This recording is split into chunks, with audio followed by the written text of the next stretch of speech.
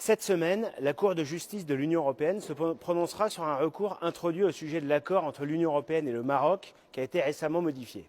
Le Front Polisario, mouvement communiste armé inféodé à l'Algérie et qui conteste la souveraineté territoriale du Royaume du Maroc, revendique que le Sahara occidental soit considéré comme distinct du reste du territoire marocain. Le Front Polisario, instrumentalisé pour déstabiliser la région, n'est reconnu par aucun pays européen. Une telle décision serait une très grave ingérence dans les affaires internes d'un pays, le Maroc, qui est un pays ami et stable. Je trouve d'ailleurs osé de la part du Front Polisario d'invoquer par la voix de son avocat d'éventuelles économies pour l'Union européenne si cet accord devait être cassé. En janvier 2015, un rapport rédigé en 2007 par l'Office européen de lutte antifraude, l'OLAF, était enfin publié et il dévoilait un système de détournement massif par le Front Polisario de l'aide humanitaire européenne. L'Union européenne envoie chaque année près de 10 millions d'euros de matériel au Polisario qui le revendrait ensuite en Mauritanie.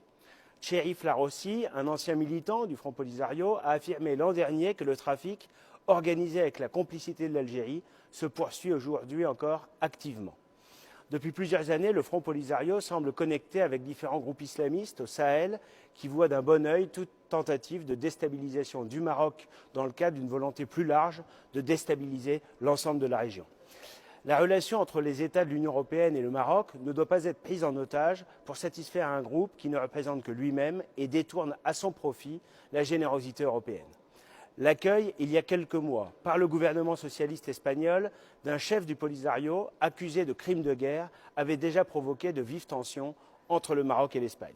Si la Cour de justice de l'Union européenne devait distinguer le Sahara occidental comme indépendant du Maroc, elle commettrait une coupable imprudence diplomatique dont les conséquences pourraient être très graves pour l'Espagne avec des répercussions néfastes pour tous les pays européens.